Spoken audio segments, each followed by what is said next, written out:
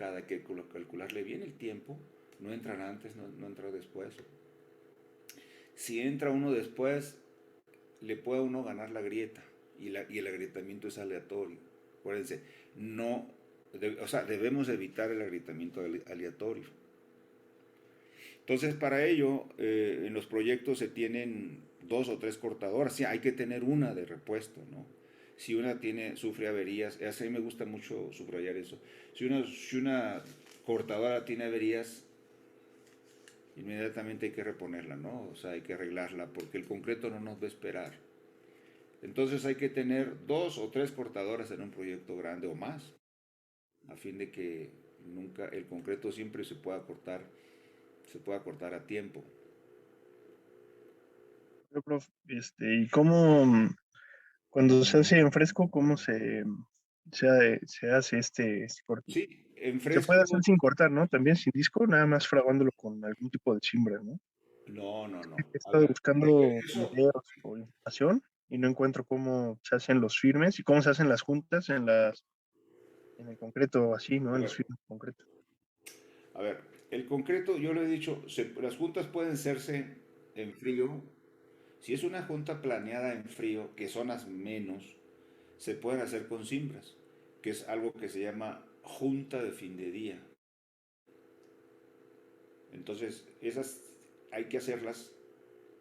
Las juntas de fin de día se programan en el tercio medio de la losa futura.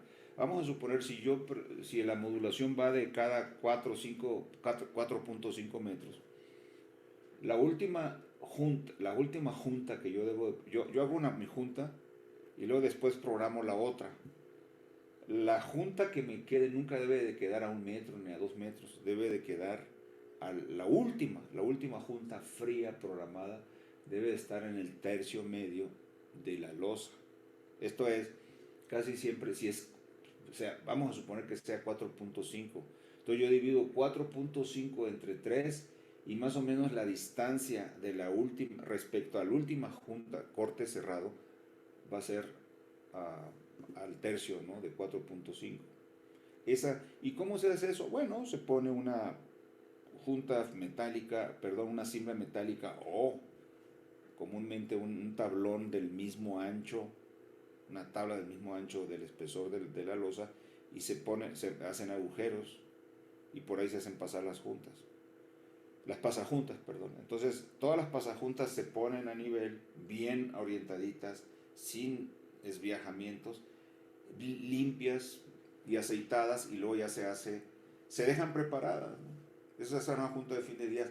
Al día siguiente viene la pavimentadora o la regla vibratoria o el equipo de que se trate, se vacía el concreto ahí mismo, cerciorándose de que se utilice vibrado alrededor de la pasajunta para que la pasajunta quede totalmente rodeada de concreto. Entonces se continúa y se hace, el primer corte va a ser, digamos, a los 4.5 metros, ¿no? Porque esa fue la primera junta de fin de día, entonces ya después se va a la junta siguiente programada, que habíamos dicho que era 4.5 o 4 según se trate, ¿no? Entonces eso se llama junta fría. Ahora, cuando el concreto está fresco, se supone que todavía está fresco, entonces ahí podemos utilizar puentes, puentes de servicio para no andar caminando encima de él. Y el puente de servicio se puede ir, es un puente motorizado y se puede ir avanzando, pueden ir los trabajadores avanzando y cortando, metiendo el disco en forma transversal. Acuérdense, el disco es muy pequeño, no produce astillamientos. El disco puede ser del orden de unos 8 centímetros, 7 centímetros de diámetro, imagínense. Y es grueso el disco.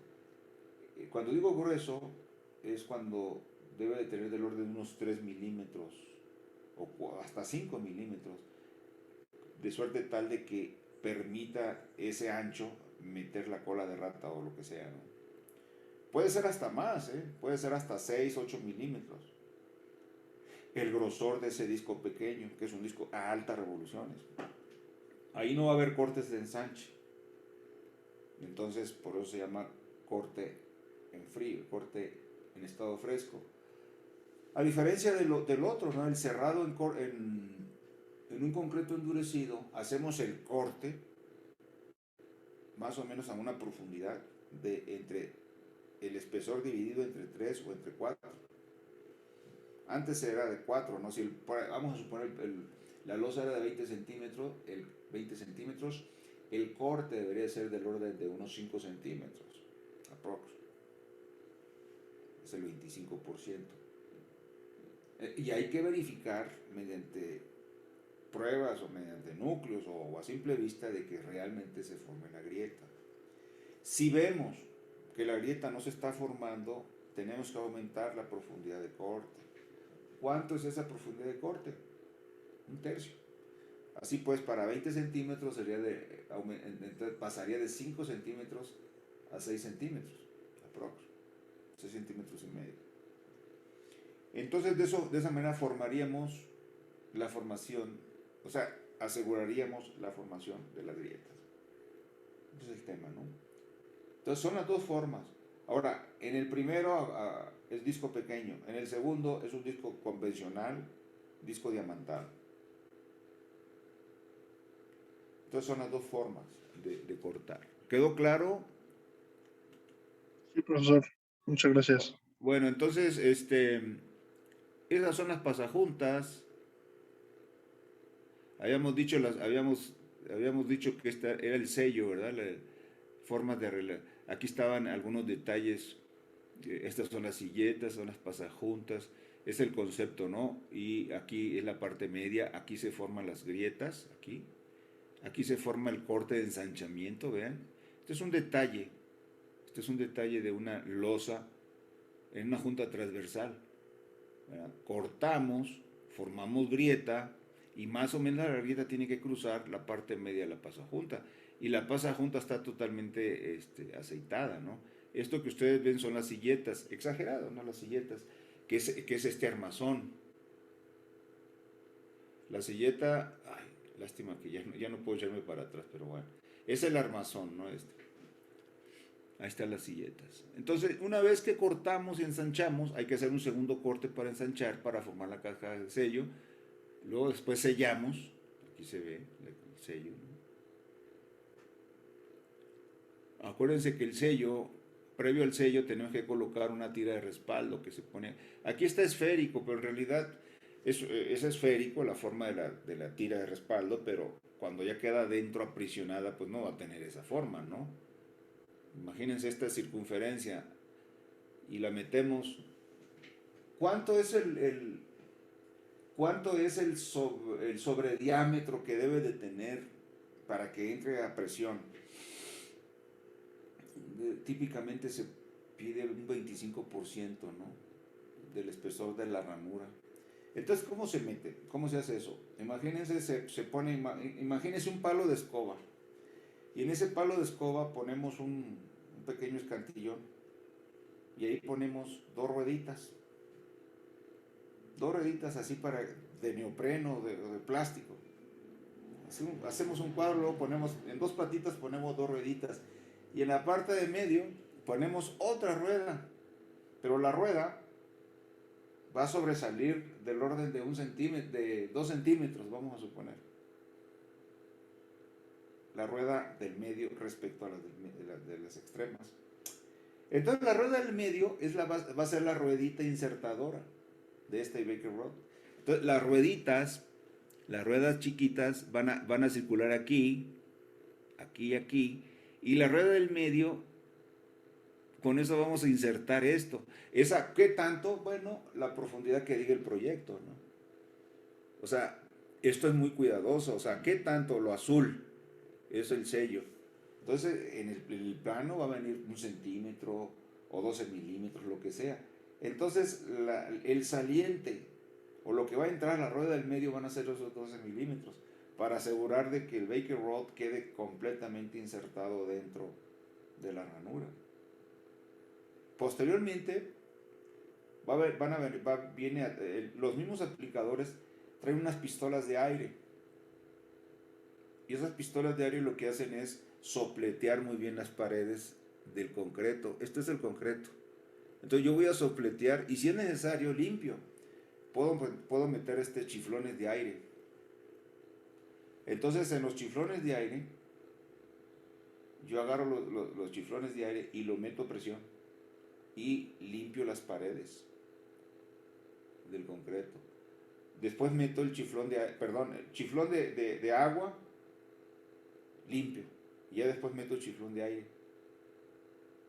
Para que ya después el trabajador con un dedo va a verificar que no haya polvo en las paredes. Solamente cuando no haya polvo y las paredes estén limpias, procede al vertido del sellador, que es lo que aparece en azul ahí. Entonces el Baker Rod lo que va a hacer, o sea, la tira de respaldo, va a inhibir que el sellador infiltre dentro de la parte inferior, que aquí está la grieta. Acuérdense que estas son paredes, ¿no? Y abajo está la grieta. Entonces no queremos, como les dije en la clase pasada, que el sellador penetre la grieta, ¿no? Aquí generalmente se le hace un menisco en la parte superior, para que cuando se apriete las dos losas, nunca sobresalga esta parte, el sellador. Porque si sobresale, los camiones se la van a arrancar. Entonces dejamos siempre un menisquito aquí abajo, para que cuando se apriete una con respecto a la otra, cuando mucho llegue al ras, que casi nunca debe llegar al ras esto.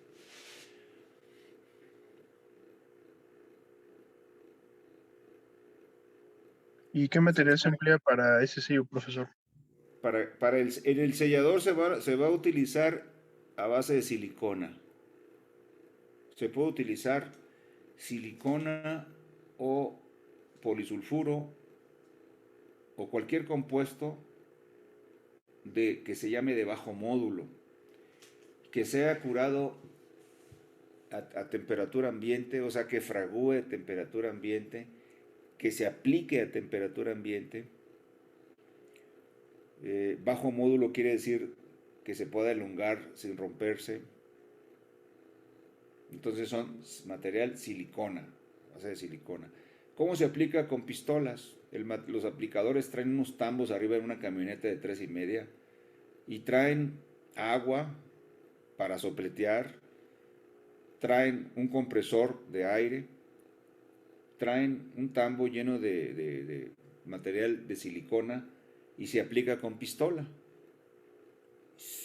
No hay preparación, nada más es una pistolita, así como se aplica el silicón en un baño, así se aplica esto. El color típicamente es un color grisáceo.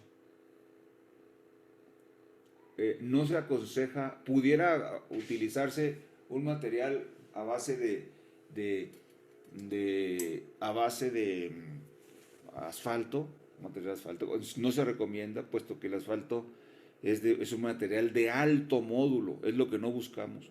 ¿Por qué alto módulo? Porque el asfalto, cuando se rigidiza, puede soportar esfuerzos muy altos para bajas deformaciones, pero es muy quebradizo y es lo que no queremos, que el material ese sufra quebraduras, puesto que por ahí entra el agua, ¿no? Y yo les he dicho, una de las cosas principales de un buen diseño de un pavimento rígido es que las juntas estén bien selladas, para que trabajen bien en la vida útil. Hay que darles mantenimiento. ¿Cada cuánto se hace un mantenimiento correcto? 3, 4 años hay que dar un recorrido, una inspección ocular, y en donde se requiera, hay un protocolo que sirve para la aplicación de resello. Hay un protocolo, hay un procedimiento de resello de grietas.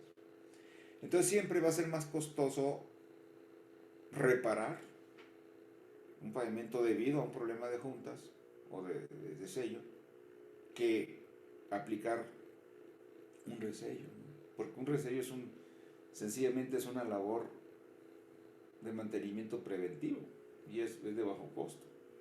Entonces siempre hay que pensar en un programa de mantenimiento. Aquí aparece, estamos hablando de puros juntas carreteras, ¿no? De pavimentos de aeropuertos o carreteras. Sin embargo, en juntas de pisos industriales, hay algo que, por ejemplo, aquí aparecen juntas de dilatancia o juntas de expansión. Aquí aparece un diamante. Los diamantes son en donde se colocan las columnas de una nave industrial. Parece la columna, déjeme ver, vista de una columna. Este es el pavimento. Esto que usted, desde aquí para acá son los pavimentos, ¿no? El piso, digamos, se llama piso industrial o piso o nave o piso de una nave industrial. Esto también es una placa de concreto. La idea es de que el asentamiento que pudiera sufrir la columna, el asentamiento,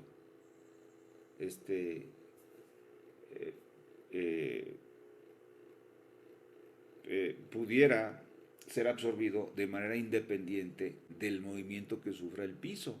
Para eso aislamos los dos sistemas, esta de la zapata o la prolongación de la zapata, este dado, lo separamos del piso y aquí ponemos una junta de neopreno, aquí. Una junta aislante, así se llama, ¿no? Esto que ven en doble línea, ¿no? Por cierto, estas líneas que concurren acá en las vértices de estos rombos son las juntas transversales o juntas de arregladas, planeadas, ¿no? Y aunque aquí dice pozo de visita, es lo mismo que un piso industrial. O sea, un registro. Ustedes han visto registros en las vialidades urbanas, en las calles. Bueno, así es como se debe de hacer, señores. Cuando ustedes vean un registro en donde las juntas vengan así, ortogolanes a uno de los lados de los cuadrados que forma el registro, de la geometría del registro, está mal. Esta es la forma correcta. La junta debe programarse a partir de cada vértice. Está como aquí. Bueno, este concepto es aplicable a pisos o es aplicable a pozos de visita o registros. En la parte derecha del diagrama ven un detalle de cómo se forma la junta aislante. Esta junta se parece mucho, es la misma que ya lo habíamos visto en la clase pasada. Es esta. O sea, llega la losa, ponemos un sellador arriba, un sellante de junta premoldeada o prefabricada, que nos la venden en rollos, cuyo ancho coincida con el ancho de proyecto de la junta. Entonces viene en rollo, la aplicamos, la insertamos a presión y es de neopreno, es un material elástico que va a proteger a esta tira separadora. Esta tira separadora puede ser 8 milímetros o 10 milímetros y es un material relativamente compresible para cuando este elemento y este elemento rígidos se pretendan acercar, ese movimiento lo puede absorber esto. Y estos elementos nunca se fracturen. En este caso la losa de concreto nunca se fracture. Es lo que buscamos, ¿no? Que no se fracture. Y aquí está lo mismo, ¿no? Esto es un cartón asfaltado, esto. Aquí está la base, una base perfectamente bien hecha. Le llaman base hidráulica, así le llaman, malamente le llaman base hidráulica, ¿no? O base cementada, también yo no sé por qué le llaman cementada. Son valores, el vulgo les ha puesto eso, ¿no? Pero no, vamos, eso es incorrecto. Es una base granular apta para un concreto hidráulico. Una base de cierta granulometría con poco fino, producto de banco, etcétera, ¿no? Compactable, el 100% del CBR y otras gracias más que debe de tener, ¿no? Entonces, aquí está el coronamiento del sellador y esto es el cartón asfaltado. Y finalmente, señores, en el capítulo estamos viendo algo de juntas. Esto es que ustedes ven es una sección de una curva de un pavimento urbano. Puede ser una glorieta, puede ser una gasa, puede ser una incorporación a un cuerpo principal, puede ser una calle de rodaje en un aeropuerto, puede ser el acceso a una plataforma de un aeropuerto, etc. Pero veamos, las líneas rojas son el paramento, son los extremos del pavimento, ¿no? Entonces, que por sí, más o menos, llevan una configuración similar a una junta longitudinal. Esto es la junta longitudinal porque, como su nombre lo dice, va separando dos carriles y va en la misma dirección que el eje de trazo. Eso es una junta longitudinal. Y la junta transversal, como su nombre lo indica, es la que es transversal a la junta longitudinal. Aquí, imagínense, esta línea está mal trazada en realidad. Más o menos esto debe de ser ángulo recto. Estos deben de ser ángulos rectos. 90 grados. Son ortogonales, señores. Entonces, por favor, que haya mucha claridad en eso. Esto que ustedes ven aquí son juntas transversales. Juntas cerradas. Y ustedes ven una línea S, ¿no? Es la separación entre las juntas longitudinales. Más o menos en las carreteras o en aeropistas estamos hablando de 3.5, más o menos, de 3.7, ese es 3.7, ¿no? Y la separación entre las transversales, que es esta y esta, va a depender de las características del proyecto. Y en específico del tipo de concreto y del grosor de ese pavimento. Mientras más grueso sea el pavimento, la losa, perdón, mientras más gruesa sea la losa, mayor es la separación. Ahora, mientras menos revenimiento tenga el concreto fresco, mayor es la separación. Mientras más anguloso y más grueso sea el agregado, la grava, el componente grueso, mayor es la separación. Y viceversa, ¿no? Un pavimento con granulometría, con grava de tipo aluvial y partículas redondeadas, demanda más agua, va a tener más revenimiento. Entonces eso va a ser un concreto más fácil que se fracture al secado. Entonces, por tanto, es más susceptible a los gradientes térmicos y por tanto la separación va a ser menor para controlar el agrietamiento. También el espesor, ¿no? Mientras más pequeño sea el espesor, menor será el espaciamiento entre transversales, juntas transversales. En carreteras, lo más común, el rango común es 4.5 a 5.5, aprox, la separación de transversales. En aeropuertos puede ser entre 6 y 7.5, común, ¿no? La separación es mayor. ¿Por qué? Porque mientras que en carretera estamos hablando de entre 25 y 30 centímetros, en aeropuertos estamos hablando de entre 35 y hasta 50, ¿no? Centímetros de espesor. Entonces, es variable, ¿no? Aquí ven ustedes este mismo diagrama conceptual, lo replicamos acá en una junta, en una intersección recta, digamos, ortogonal entre sí. Entonces, aquí se ven perfectamente las líneas. Esto es una junta longitudinal. Todas estas son juntas longitudinales.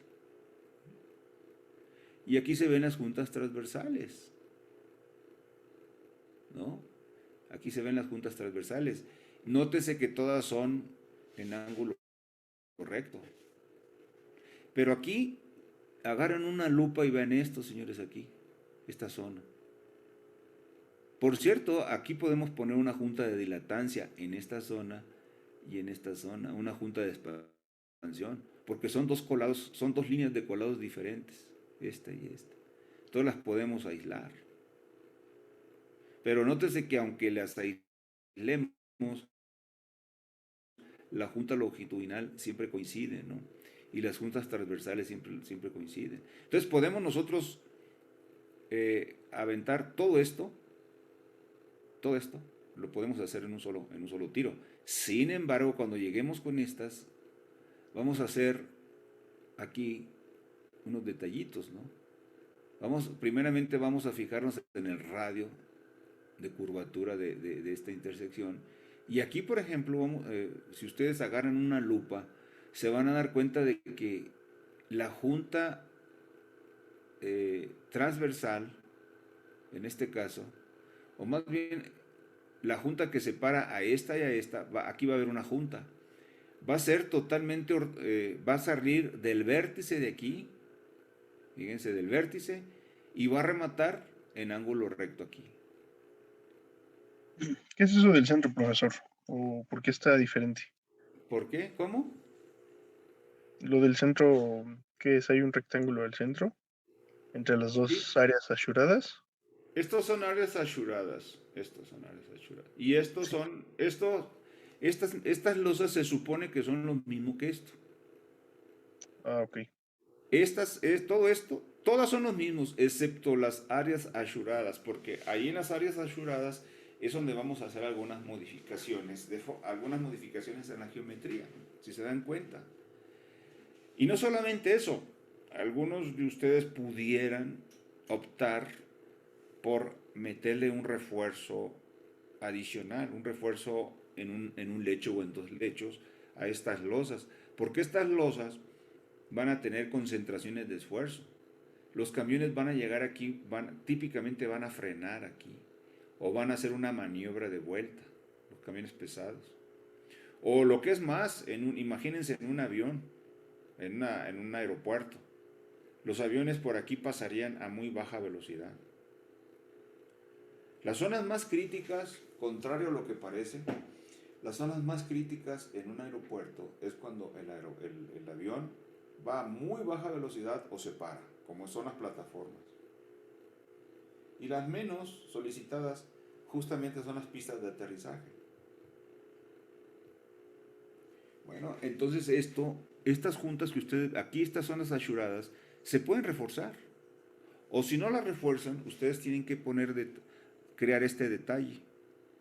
Nótese que aquí viene un corte y este corte nace en ángulo obtuso a partir de este vértice y remata aquí en ángulo recto, tiene que rematar.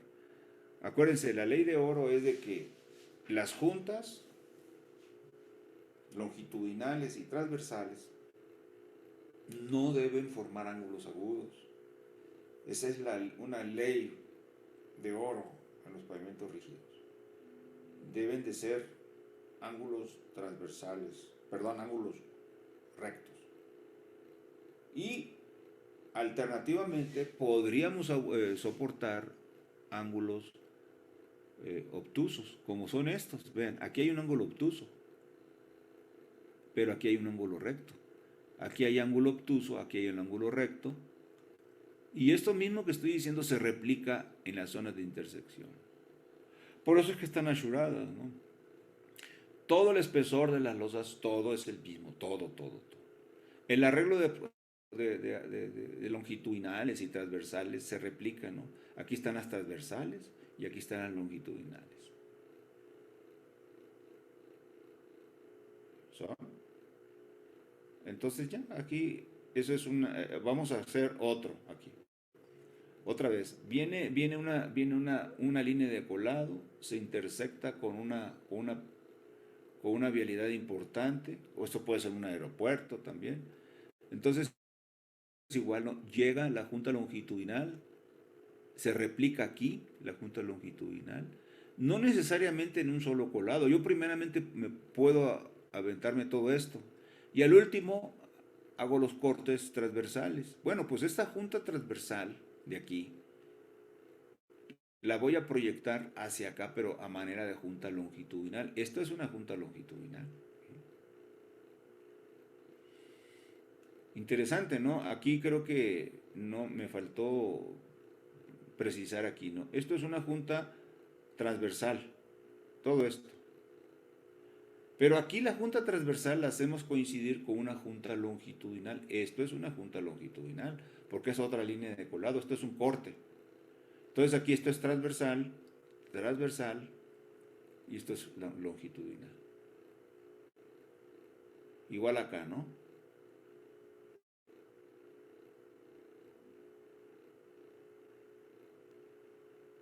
A ver, ¿qué es esto aquí? Bueno, ahí está. Entonces volvemos al tema, ¿no? Entonces, longitudinal, longitudinal, transversal, transversal. Y aquí hacemos un radio de curvatura aceptable. Por cierto, aquí vamos a formar, aunque aquí no se aprecia, aquí vamos a formar una pequeña junta ortogonal para que nunca quede acuñado. Aquí también vamos a hacer otra junta, aquí y aquí vamos a hacer otra junta, aquí, sobre todo aquí. Entonces, fíjense, aquí yo puedo trazar una línea obtusa desde este vértice y que remate aquí con un ángulo recto, aquí. Que es lo mismo que aquí, señores. No sé si alcancen a apreciar. Aquí se termina este rectángulo. Que este rectángulo, por cierto, está cuestionable, porque la relación largo-ancho de los tableros no debe de ser más de 1.2, más o menos. No debe de ser. Ahora, no viene ninguna norma. Alguien me puede, oiga, ¿está normalizado o no? Es lo que dice la práctica, es lo que dice las recomendaciones de diseño.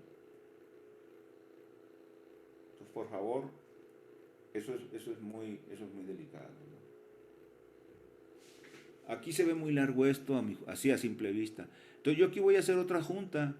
Me aviento una junta aquí en ángulo obtuso en este caso, pero remato en ángulo recto aquí. Lo mismo lo replico acá, ¿no? Oiga, profesor, Aquí, sí. me imagino que le ha tocado que a veces no tienen una buena base, ¿no? Los No, suelos pero la base la tenemos que formar. No, a ver. bueno, el terreno, el terraplén, pues la terracería. No, pero la terracería la vamos a controlar. Eso sí lo podemos controlar. Sí, hay, Acuérdense que no, eso es un requisito, es un prerequisito. Yo antes de colocar esto, un pavimento rígido, o sea, yo le llamo pavimento rígido al siguiente conjunto, losa más su base. Eso es un pavimento rígido, más su base granular. Eso lo voy a poner yo o en un suelo muy competente, natural, perfectamente compactado y recompactado y demás, o si veo que el suelo es de calidad dudosa, de plano me receto una subrasante. La subrasante me va a homologar la calidad. Y esa subrasante de 30 centímetros, que es un material tipo de petate, limón arenoso, ese va a recibir a la base y a la losa. Entonces, ahí sí. Y ahora, y los terraplenes no deben de ser muy altos, porque los terraplenes se asientan. Eso es importante que yo se los mencione. Miren, desconfíen ustedes de los terraplenes. En la práctica ustedes se van a encontrar mucho con que, vamos a meter un terraplén de 3 o 5 metros. Uy, en el papel suena bonito. Y aunque ustedes, fíjense bien lo que les voy a decir, eso se lo digo a todo el mundo, aunque ustedes los compacten, esos terraplenes, todos los terraplenes se asientan. Y el pavimento rígido no aguanta asentamientos, no aguanta oquedades. Eso es para que ustedes lo tengan en mente. Yo siempre digo, van a diseñar un pavimento rígido, reduce lo más que pueda los terraplenes. En el trazo geométrico tienes que considerar que los terraplenes sean lo más bajos posibles. No digo que es imposible, pero cuesta más trabajo. A lo que me refiero. Entonces las terracerías, contestando a la pregunta, deben de estar perfectamente bien hechas antes de hacer esto. ¿Quedó claro? Sí, muchas veces. Entonces, miren, aquí hay otro, ¿no? Aquí hay otra vez una junta ortogonal, y aquí vamos a hacer lo tenemos que hacer hasta en AutoCAD este detalle. Aquí vemos, por ejemplo, ¿no? Ángulo recto, y el trazo es en ángulo recto aquí. Y en todo caso, fíjense, aquí se ve más crítico todavía. Aventamos la junta transversal, la proyectamos hacia acá, pero nunca la aventamos, nunca terminamos en esta línea. Suspendemos el corte y después ese corte lo hacemos oblicuo para formar un ángulo obtuso con esta línea, pero aquí rematar con un ángulo recto en esto. Aquí. O sea, este corte pequeño, si ustedes lo amplifican, aquí es ortogonal. Lo mismo puedo decir aquí. Aquí, por ejemplo, llego aquí, hago otro ángulo obtuso, pero remato con un ángulo recto aquí. Entonces, nótese el detalle con que estamos haciendo los cortes en esta zona urbana. Entonces, en zona de registros, en zona de rejillas, todo eso tenemos que programar este tipo de cortes. No hagan caso lo que ustedes vean en la calle porque está mal hecho. Dice, el profesor es muy arrogante. No, no, está mal hecho. Todo lo hacen mal porque no saben hacer este tipo de detalles. ¿Verdad? Cuando yo les digo no saben es porque yo he visitado un montón de obras nuevas y luego me dicen, no, se nos está gritando. Pues sí, es que está mal hecho. Está mal programado, ¿no? El corte. Los registros están hechos con los pies. Entonces no, les digo, pues, por ahí viene el problema, ¿no?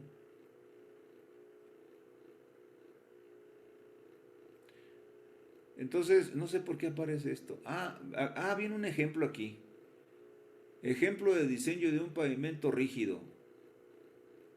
Entonces vamos a hacer un ejemplito. Creo que ya hicimos, pero se les debía yo un ejemplo así redactado, ¿no? Entonces, como yo este ejemplo lo doy cuando está con mi iPad a gusto, ¿no? Porque yo lo estoy ampliando y reduciendo. Pues aquí se lo voy a leer otra vez con la lupa. Yo no sé cómo se amplía esto, las vistas aquí. Entonces,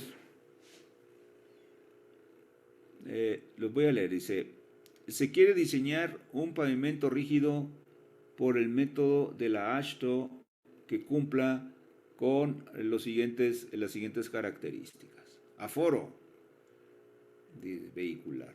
Tenemos unos automóviles que es el 70%. Luego el A2', que es el camioncito utilitario de 3,5, es el 5%. Camiones de 2 ejes C2, 5%. Tractores con semirremolque T2, S1, 10%. Y el T3, S2, es del 10%. Ese es Entonces, seguramente esto lo hicimos también en clase y estoy casi seguro porque esto alguien me lo pasó en limpio. Yo no utilizo esas simbologías. Aquí están los de la UNAM y de la Facultad de Ingeniería, ¿no? Entonces, por favor, la redacción ahí con pinzas, ¿no? Esto lo hizo un compañero. Son de los ejemplos que hacemos en clase, ¿no? Esto no es tarea, es un ejemplo que hicimos en clase. Bueno. Entonces anotamos en el pizarrón. Se sabe además que la cantidad de vehículos cargados y vacíos es del 60 y 40% respectivamente, o sea, el 60 cargado y 40 vacíos, con una tasa de crecimiento del 3% y un tránsito promedio diario anual, que es el TPDA, de 35,000 vehículos. O sea, es una solicitud alta, pues. Entonces, ya desde cuando estamos hablando arriba de 20,000, caray, empezamos a pensar ya en pavimento rígido, ¿no? Ya en un pavimento asfáltico como que esto no va a jalar. Bueno, entonces decimos 35,000, pues sí. Y luego dice, el pavimento constará con 4 carriles en total, 2 por dirección, correspondiente a una vía primaria. Hay que utilizar un periodo de diseño de 30 años, pues también eso ya es de un pavimento rígido, ¿no? Y hay que utilizar un módulo de ruptura MR del concreto de 47 kilogramos por centímetro cuadrado. Por cierto, la tarea era para hoy, ¿verdad? ¿Cuándo es para la tarea lo del concreto?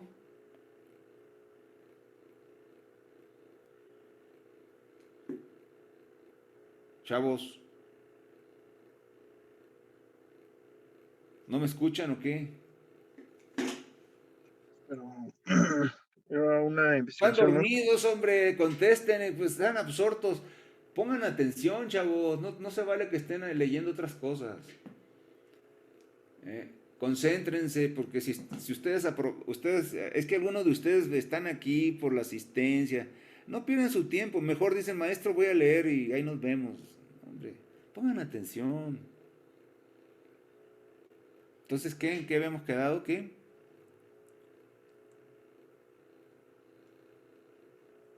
Sí, para hoy era la tarea 12, que era una investigación. La investigación de todos los parámetros del concreto, hoy. Los que no entregan hoy, pues ya. Se les hizo tarde y ya no pudo, ¿no? Entonces, hoy era a las 7 de la mañana, ustedes tenían que haber entregado la tarea de los parámetros del concreto, por eso estoy hablando del MR, que es la resistencia a la flexión, a la tensión, más bien, la resistencia a la tensión que produce flexión pura en una viga. Eso se llama resistencia, o sea, el MR, ¿no? El módulo de ruptura del concreto. Entonces es de 47. Es de 47. El suelo de apoyo corresponde a una arena limosa que tiene un CBR de 16%. Es una arena suelta esto, en promedio. Luego dice, se planea utilizar pasajuntas, o sea, el tránsito es grande, ¿no? Entonces hay que meter pasajuntas porque si no, esto no va a aguantar.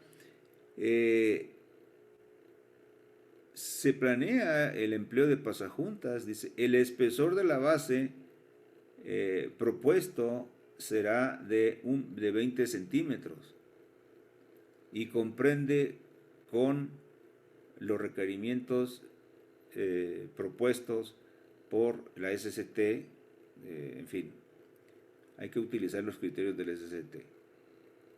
Los datos geotécnicos se sabe, de los datos geotécnicos se sabe que la capa dura, o sea, la capa muy resistente, se encuentra a más de 10 centímetros, ahí debe decir, hay un error, debe ser a más de 10 metros de profundidad, o sea, a más de 10 metros de profundidad.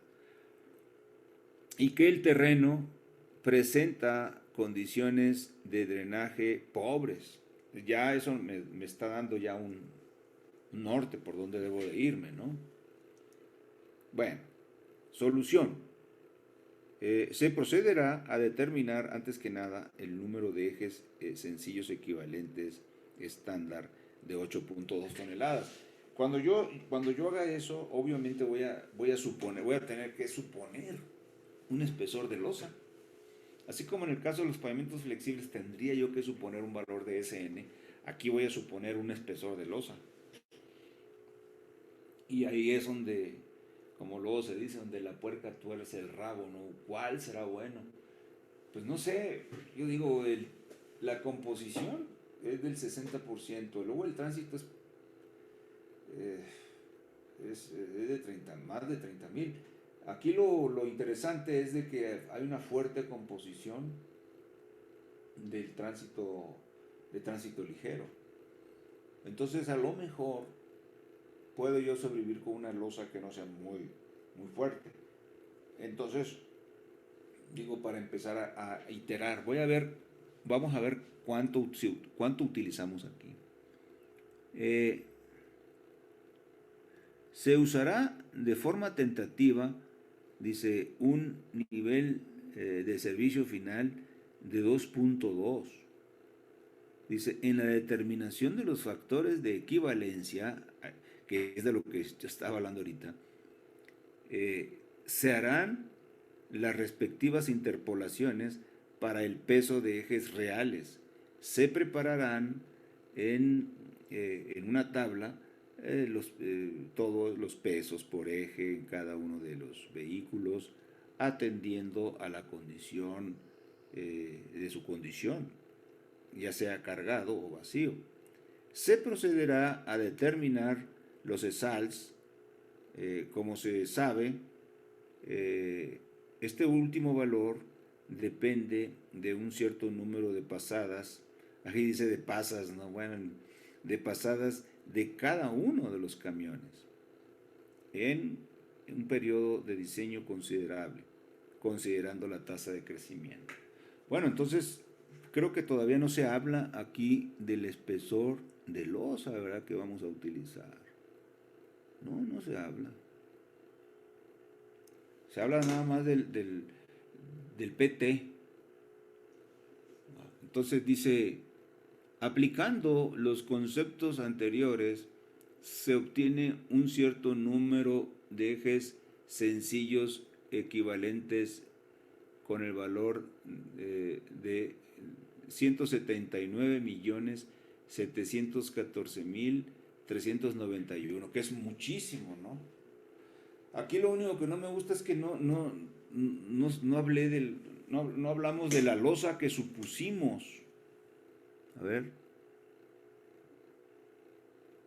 Dice, para ello se utilizará, dice, las tablas propuestas por la AASHTO para el caso de pavimentos rígidos.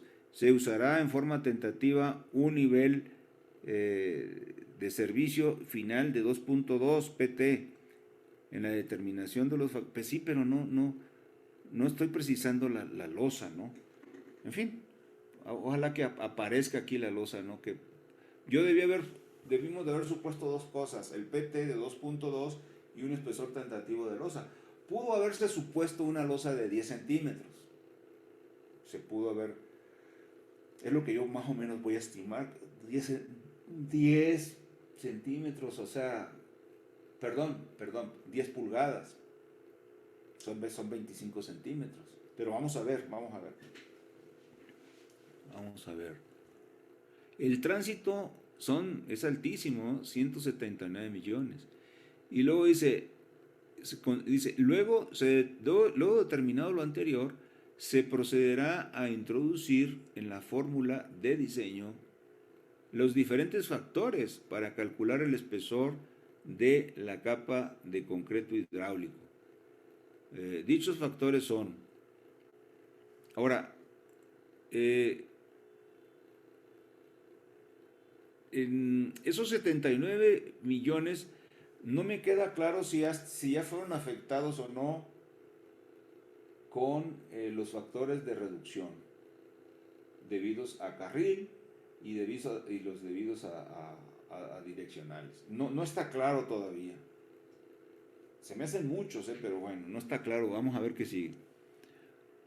El tránsito correspondiente a los ESALs calculados son 179, caray, pues entonces creo que no los metí, o sea, ya están metidos los factores, ¿no? Y luego, nivel de confianza le estamos dando a de apenas 85%. 85% pues es una carretera primaria, pero es el piso, ¿no? Porque para una carretera primaria pues, va más o menos de 85 a 90 prox, ¿no? Entonces aquí estamos 85. Ese 85 quiere decir que después de 30 años y conservando el mantenimiento correcto, el 15% va a fallar. O sea, probablemente el 15%, ese es el concepto que estamos manejando. Luego, la desviación estándar es de 35. Entonces, no sé, por ahí va el asunto todavía, ¿no? Vamos viendo a ver cómo va saliendo esto. A ver, Hernández, ¿me va siguiendo? Sí.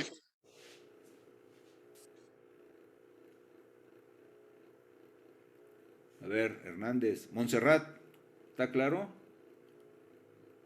Sí, profesor. Que vayan siguiendo todo mundo, ¿no? Bueno. Los otros parámetros que vamos a meter en la ecuación es el módulo de ruptura, que son 47 kilogramos por centímetro cuadrado, que esos son igual a 669 libras por pulgada cuadrada. El módulo de elasticidad lo deduzco a partir del módulo de ruptura. ¿De dónde sale? Por ahí hay correlaciones, ¿no? Cuando vean las correlaciones, por favor, fíjense en las unidades. Por eso transformé yo todo a libras por pulgada cuadrada. Luego, el módulo elástico es de 4.5 por 10 a la 6. Luego, el anterior valor se determina a través de correlaciones con como dice, con el módulo de ruptura, como muestra la siguiente tabla. Ahí vienen, vean, están los módulos de ruptura, ¿no? Vean en la pantalla, señores. Viene el módulo de ruptura y a la derecha aproximadamente viene el valor del módulo elástico.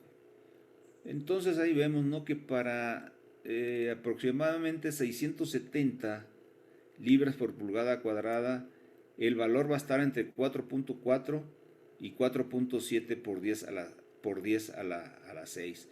Entonces nosotros estamos utilizando 4.5 aproximadamente en promedio, ¿no? Ahí está.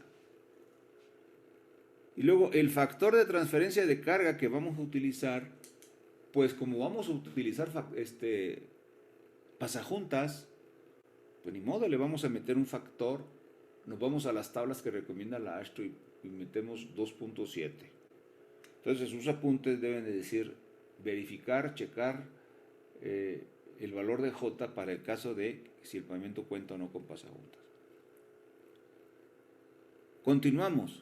El valor de J define la presencia o no de las pasajuntas. En este caso, y dado que tenemos un volumen de tránsito muy alto, se opta por utilizar las pasajuntas. Está mal escrito pasajuntas, es pasajuntas juntas, ¿no? O sea, a lo mejor ahí le metió corrector ahí. Luego dice, el coeficiente se puede obtener en las tablas preparadas por la AASHTO. Bueno, todo eso se fue poniendo en el pizarrón, señores, todo eso, para que más o menos con palitos y bolitas, como a mí me gusta todo. Módulo de reacción, Kc igual a 1050. ¿De dónde salió esto? El 1050, bueno, consideramos un cierto espesor de la base granular. Le dimos también un módulo elástico a esa base. Seguramente íbamos a utilizar una base fuerte que cumpla con la secretaría, ¿no? Entonces el CBR seguramente es del 100% y le asignamos un espesor. A partir de ese espesor y a partir del MR que teníamos del terreno natural, calculamos un valor combinado. Ese valor combinado viene en un nomograma multicitado que ya veíamos la clase pasada, ¿no? Refiérase, pongan sus notas, refiérase al nomograma para determinar el K combinado propuesto por la AASHTO. Bueno, dice, el KC, todo lo que estoy diciendo, qué bueno que a continuación viene el desglose, todo lo que estoy diciendo viene desglosado. Dice, el KC es el módulo de reacción combinado que se obtiene a través de... Está mal escrito, te digo, monograma. ¿Qué es? A ver, Montserrat, ¿qué es un monograma? Monografía, ¿qué es una monografía? Yo creo que fue el autocorrector, ¿no? Ahí diría nomograma. A ver. Montserrat, ¿qué es? Monograma. Monograma, con M, monografía, ¿qué es una monografía? Pues, no sé, profesor, la verdad. A ver, Rubio.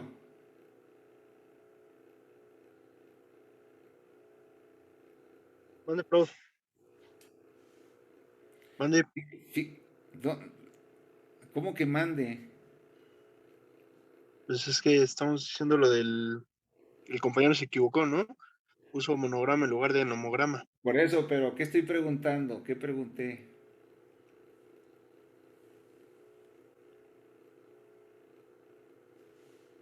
preguntó qué es un monograma.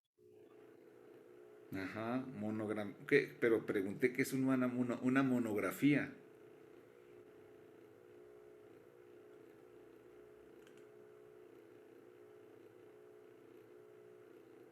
¿Qué es una monografía? Es que están dormidos, chavos. Yo no sé en dónde, en qué mundo. Así no aprenden, pues yo me estoy haciendo le estoy haciendo al tío Lolo, pero ni modo, pues no me voy a tentar el corazón, ¿no? A la hora de la calificada. Pues no se dejan ustedes, pues. Yo siento que sí le he puesto ganas. Pero pues les pregunto y están dormidos. No sé dónde andan. A ver, Hernández Bautista.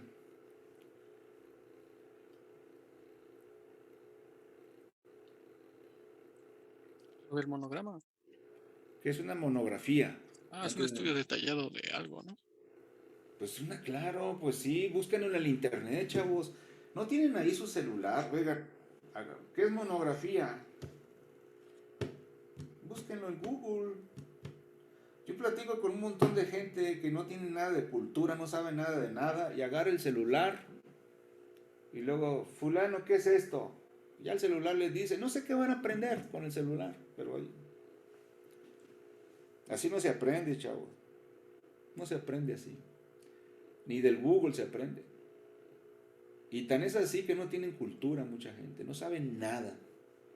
Nada de nada. Y les habla uno de literatura, no saben. Les habla uno de cine, no sabe. Les habla uno de música, tampoco. Entonces, ¿qué saben? ¿Qué saben?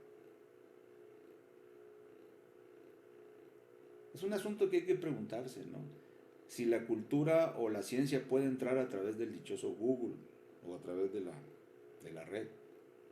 Mucho me temo que sí tenemos mucha información, pero información no es equivalencia a ver. Entonces, lo escribieron mal ahí, monograma, pues no es nomograma. ¿Y qué es un nomograma?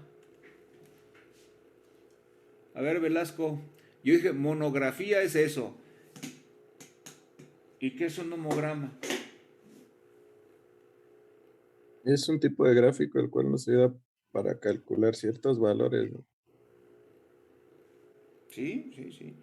Es una representación gráfica de parámetros que sirve para obtener incógnitas, ¿verdad? Para despejar una sola variable.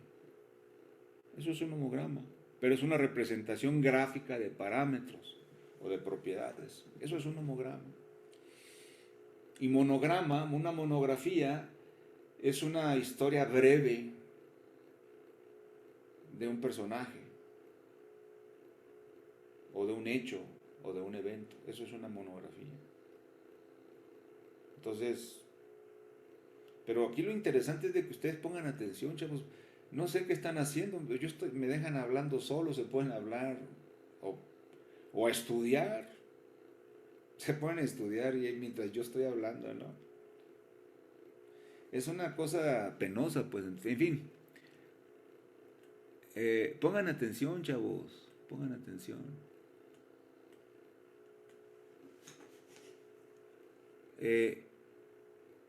Luego viene el coeficiente de drenaje, que lo vamos a hacer a punto 9. Y luego viene el nivel de servicio inicial, que es 4.5. Luego viene el nivel de servicio terminal, 2.2. Y luego viene aplicando los nomogramas para la solicitud para cálculo de espesores, en caso de pavimentos rígidos, se obtiene un espesor de losa de 12.88. Entonces, aquí el único problema es de que nosotros no se mencionó no se mencionó el espesor de entrada de la losa, ¿no? Se hubiera dicho si hubiera sido de 10 o 11, tuvimos que haber hecho un recálculo otra vez del espesor. Pero como era clase, supusimos que el 12.88 era el bueno, ¿no? En realidad debimos de haber hecho un recálculo empleando, por decir algo, un espesor de 12 pulgadas, ¿no? Y se obtienen los factores de equivalencia y se hace la determinación a través del espesor. Esa es la forma, ¿no? Directa. Entonces, en este caso, como era clase, dijimos, bueno, lo vamos a dar por bueno al 12.88. Entonces, la sección de diseño que resulta es la siguiente, ¿no? Una losa de concreto con un MR de 47 kilogramos por centímetro cuadrado de 33 centímetros, que son los 12.86. Y luego una base granular que no fue calculada, pero nosotros en clase dijimos, esa losota la vamos a poner 33 en una losa, en una grava muy bien hecha, una base de grava muy bien hecha, cuyo espesor sea de 20 centímetros, y todo ello lo vamos a desplantar en un terreno natural de un MR de 24.000 libras por pulgada cuadrada, ¿no? Que es más o menos su equivalencia sería de 16, sí, de 16, aproximadamente el 16% de CBR, ¿no? Ese sería, bueno, y aquí el ejemplo se debería de completar mostrando los siguientes aspectos, ¿no? Uno, ¿qué tipo de pasajuntas serían? O sea, ¿qué diámetro? Dos, ¿qué longitud de diámetro? O sea, ¿qué longitud de pasajuntas? ¿Dónde se montarían esas pasajuntas? ¿Qué especificaciones generales tendrían esas pasajuntas, no? ¿Qué tipo de grado sería del acero? Longitud, si se armarían en taller o en campo, cómo se sujetarían en el campo. Y luego, en el concreto, hay que mencionar qué tipo de concreto serían, porque ahí sí dice MR de 47 kilogramos por centímetro cuadrado, no, pero hay que decir claramente qué tipo de concreto sería, ¿no? F''C, MR, revenimientos, contenidos de aire, qué tipo de agregados, tamaños máximos aceptables, porcentaje de finos aceptables. O sea, fíjense, todo eso lo debo de poner yo en el diseño. Por otro lado, en cuanto al procedimiento constructivo, decir si es el revenimiento nos va a decir con qué herramienta vamos a construir. Puede ser una regla, puede ser un rodillo vibratorio, puede ser un slip forming, un equipo automatizado que se utiliza en obras muy grandes. Entonces, todo ese tipo de detalles hay que hacerlo, ¿no? Hay que decir, bueno, y hay que mencionar la normativa aplicable para cada uno de los componentes, acero, concreto, suelos, etc. Podemos invocar casi siempre al SCT y decir, bueno, la norma fulana, IMT, y luego el título del libro, el título de apartado, la especificación y año de publicación. O sea, completito, pues. O sea, un proyecto no es nada más llegar aquí, esto se llama dimensionamiento, nada más. El dimensionamiento lo debemos de completar con la especificación. Entonces, veamos, creo que, no sé si el ejemplo que traigo aquí, no sé si seguramente el ejemplo que les mostré